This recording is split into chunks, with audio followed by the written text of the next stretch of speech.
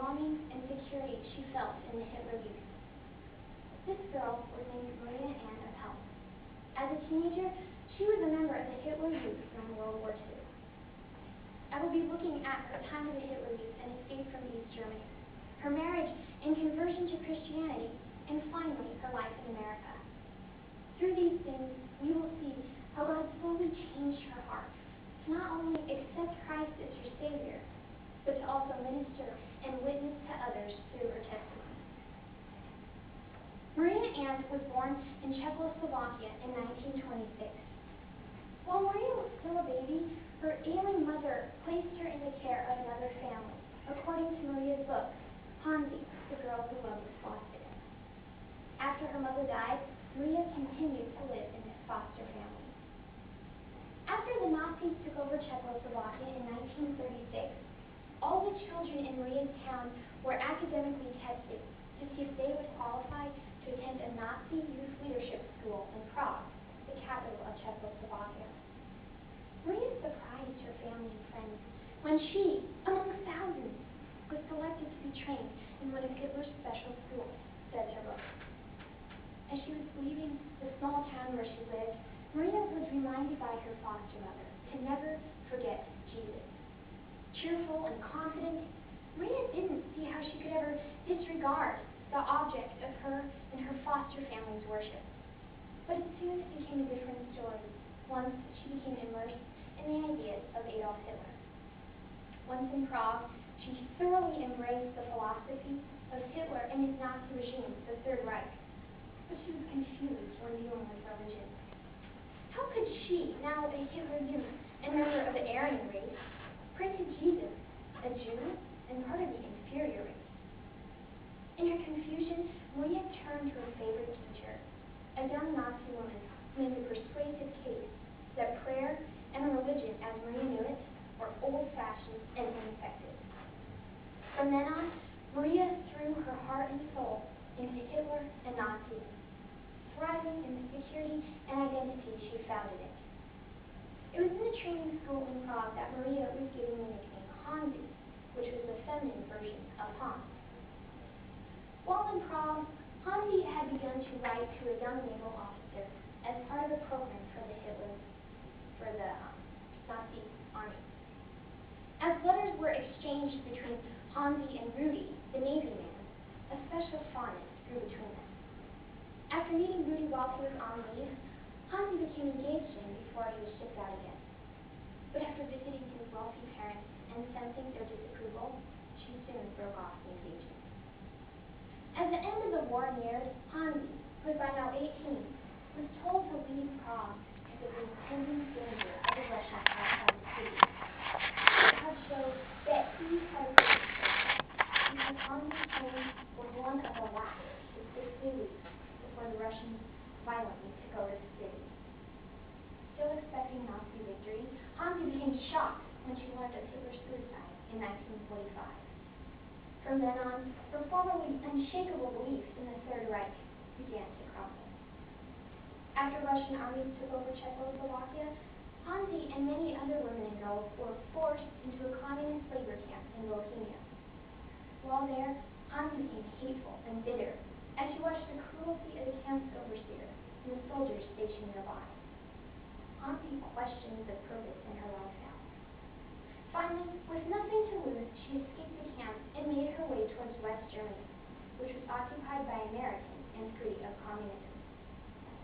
Hungry and cold, Hansi and Michery, a former schoolmate, traveled for weeks towards West Germany, where the Americans owned.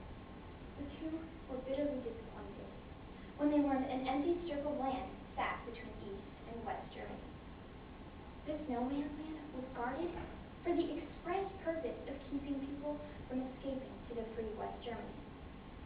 After paying a guide with their few remaining valuables to conduct them across the border, Hansi and Michery were agonizingly close to freedom. As they waited in a forest, preparing to dash through no man's land, they came upon a little girl who had gotten separated from her refugee mother. With no one else to take care of the child, Hansi took her under her wing.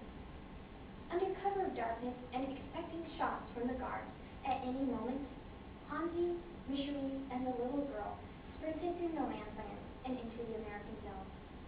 God had spared Hansi once more. Finally free, yet concerned for the little girl in her care, Hansi knocked at a building with a light and was surprised to find that it was an American military station. Hansi was amazed at the kindness of the soldiers there, and she wondered if Americans were not the gangsters German propaganda said they were, but kind and friendly human beings. After finding a place for the little girl, Ursula said goodbye, and Hansi wandered from town to town. She was free, yes, but had no direction, and her life was becoming a fog. In her book, Hansi says later she learned she had been suffering from a near nervous breakdown. After attending a concert in an old church, though, Hansi's faith in God began to grow again, and her life once more held meaning as she became a government school teacher. While teaching, Hansi happened to locate the sister of Rudy Hirschman, the young man she had met and become briefly engaged to. Hansi had assumed that Rudy had been killed, but he had, in fact, survived the war, and Hansi soon met him once again. It didn't take long for them to realize they still loved each other, and the former Hitler Youth and naval officer were married 2 years following their first engagement. A year later found Hansi and Rudy at odds with the local priest, but worse yet, failing in their marriage. Though neither of them were Christians, they turned to Christianity as a way of disproving the priest, and perhaps of finding a solution for their marriage. They started to attend church, and finally, after dealing with her feelings of pride and hate, Hansi became a Christian. Just as she'd become politically free years earlier, she now became spiritually free as well. Life now was rather pleasant. Hansi and Rudy's marriage was doing well. Rudy had a good job. They were attending church and had 2 little children. However, Hansi had a desire to go to America. So after securing a sponsorship by an American couple, the Hirschmans moved to the United States.